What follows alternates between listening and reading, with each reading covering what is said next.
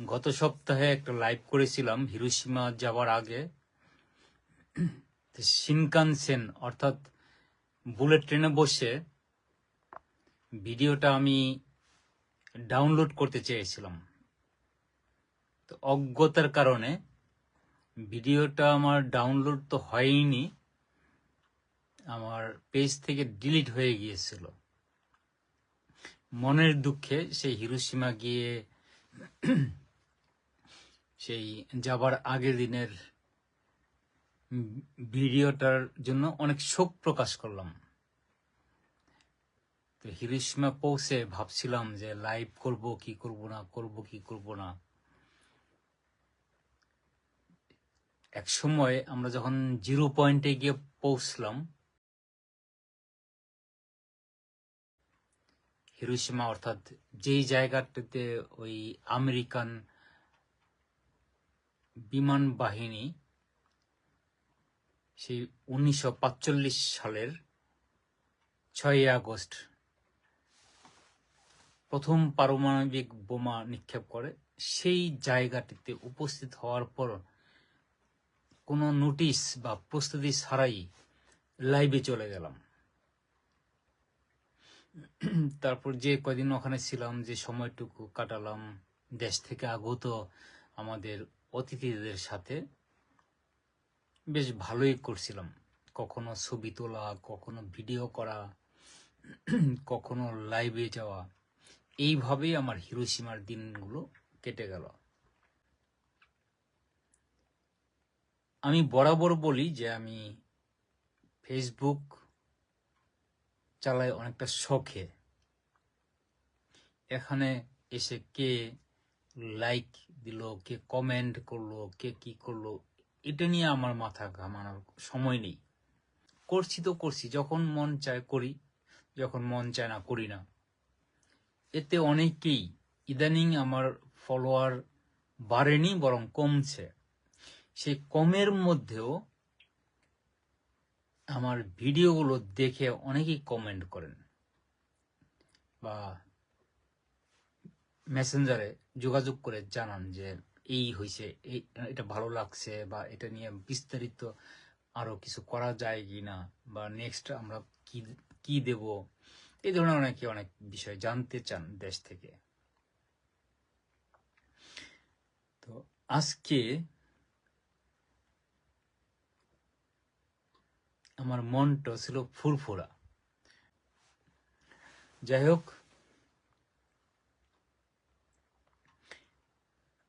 আমি আগে দেশে যেতাম ঘন ঘন।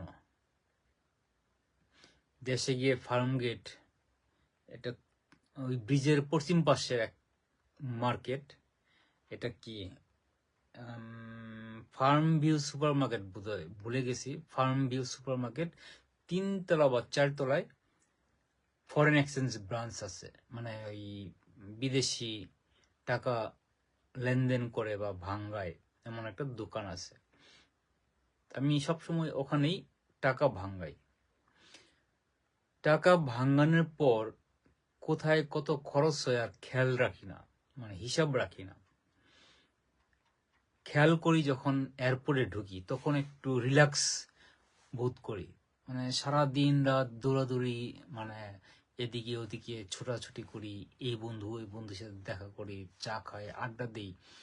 তো পকেটে কত টাকা আছে কি নেই সেদিকে আর খেয়াল থাকে না। কখনো কখনো টাকা আমার লাগেজে থাকলেও পকেটে ফুরিয়ে যায়, আর তখনই যে বাসায় গিয়ে থাকি তাদেরকে বলি যে আমার কিছু টাকা দিতে হবে, টাকা নাই। টাকা দেয়, পরে ফিরিয়েও দেই। কিন্তু এয়ারপোর্টের ভিতরে এসে যখন ইমিগ্রেশন পাস করি, তখন আপন মনে যখন লাগেজ একটু ঘাটাঘাটি করি, তখন দেখি যে অনেক টাকা রয়ে গেছে। কখনো 30,000, 50,000 এমন টাকা পড়ে থাকে আমার। তো কি করবো এই টাকা? কখনো কখনো ওই এয়ারপোর্টে চেক করার সময় যদি ধরা পড়ে যায়, তারা বলে এত টাকা তো নিয়ে বাইরে যাওয়া যাবে না। কখনো রেখে দেয়, কখনো হয়তো ঘুষ দিয়ে নিয়ে আসি। আসলে টাকাগুলো পড়ে থাকে। 24-এর শুরুর দিকে মার্চে গেলাম, এপ্রিলের 3 তারিখ বা 4 তারিখ আসছি, এরপরে তো আর যাওয়া হয়নি।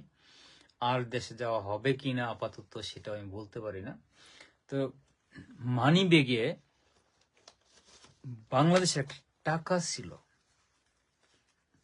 আমার মনে পড়ে না এই টাকাটা আমি দেশে কখনো দেখেছি, কিন্তু গত 4-5 দিন আগে দেশ থেকে আসা যে গেস্ট প্রতিনিধি দল, তাদের সামনেই এই টাকাটা বেরিয়ে গেল।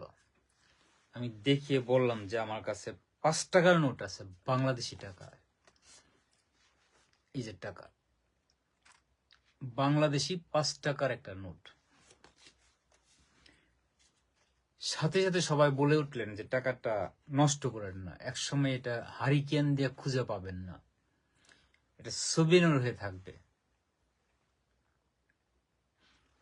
এই যে টাকা, এই টাকার নোটটা হয়তো আর পাওয়া নাও যেতে পারে।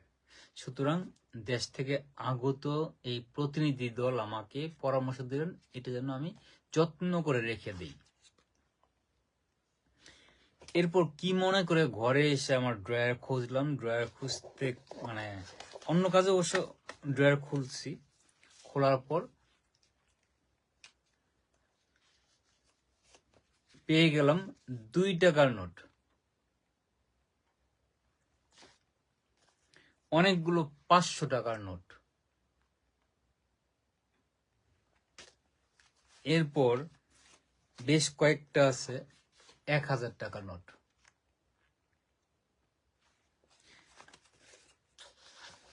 হিসাব করলে বা গুনলে দেখা যায় প্রায় 10,000 টাকা, প্রায় কিছু কম আছে, প্রায় 10,000 টাকা বাংলাদেশি টাকা আমার কাছে রয়ে গেছে। কিন্তু টাকাগুলো অনেকটাই পুরনো।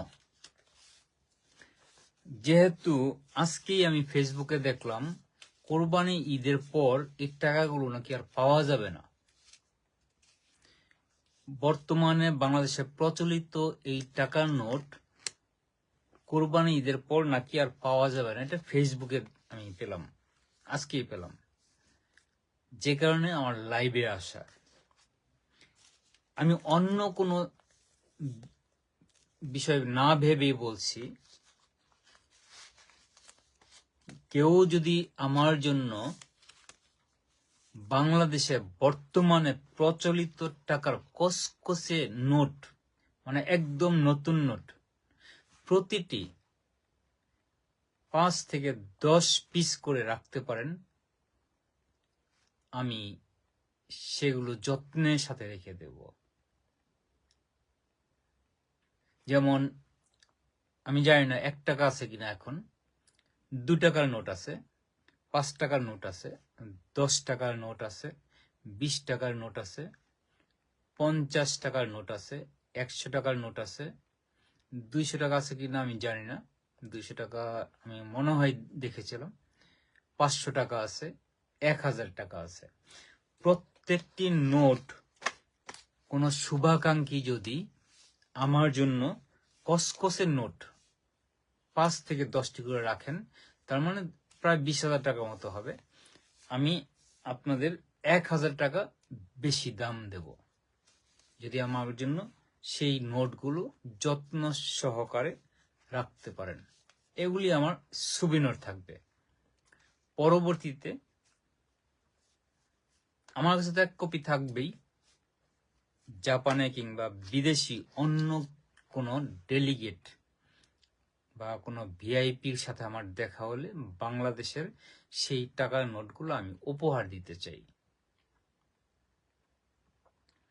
আমার আজকের এই ভিডিওতে কোনো জয় বাংলা বলছি না, বঙ্গবন্ধু বলছি না, আমার টাকাতে রয়ে গেছে বঙ্গবন্ধুর ছবি। এই জন্যে এক সময় আমি এটার বিরোধিতা করেছি যে সব টাকায় আমাদের একই ছবি না দিয়ে অনেকের ছবি দেওয়া যেতে পারে, রবীন্দ্রনাথের হতে পারে, কাজী নজরুল ইসলামের হতে পারে, হুমায়ুন আহমেদের হতে পারে, হুমায়ুন আজাদের হতে পারে, কিংবা কোনো অর্থনীতিবিদের হতে পারে, কিংবা কোনো বিশেষ শিল্পী হতে পারে, কিংবা দেশের জন্য যাদের অবদান, ৭১-এর মুক্তিযোদ্ধা কিংবা শহীদ, এদের কারো ছবি হতে পারে। আমি এটা খুব জোর গলায় বলেছি, কিন্তু আজকের দিনে মনে হচ্ছে এটাই সঠিক ছিল, সঠিক কাজটি হয়েছে।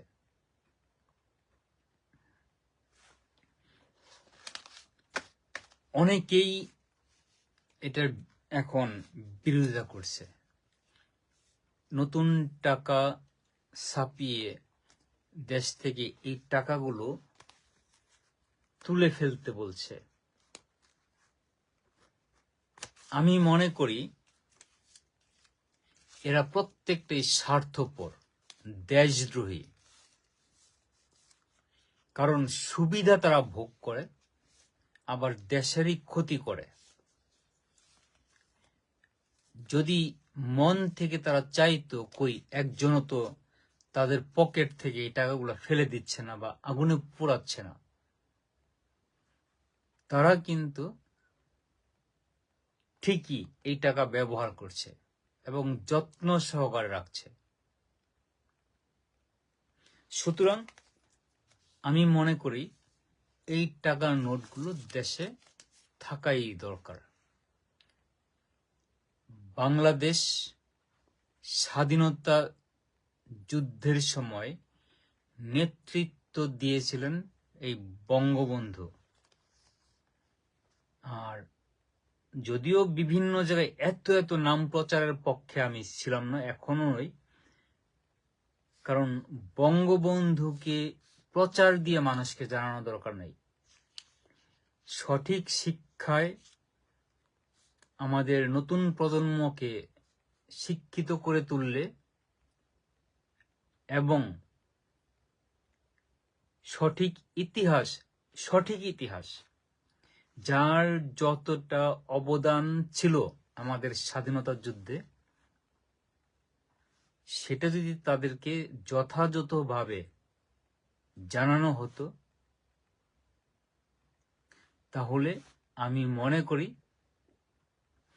এত কিছুতে আমাদের বঙ্গবন্ধুর নাম ছবি দরকার ছিল না। আর এখন যেহেতু পরিস্থিতি ভিন্ন, যারা দেশদ্রোহী, যারা ৭১-এর যুদ্ধের বিপক্ষে, পাকিস্তানের পক্ষে, তারা চাচ্ছে বঙ্গবন্ধুকে চিরতরে বিদায় করতে, তার নাম মুছে ফেলতে। আর আমি এই জন্যই একা হলেও সেটার প্রতিবাদ জানাচ্ছি, প্রতিবাদ জানাবো এবং এই বঙ্গবন্ধুর আদর্শে সারা জীবন আমি কথা বলবো। জয় বাংলা, জয় বঙ্গবন্ধু। সবাই ভালো থাকবেন, সুস্থ থাকবেন, সবার শুভকামনায়। আমি পিয়ার প্লাসিড, টোকিও, জাপান। ধন্যবাদ।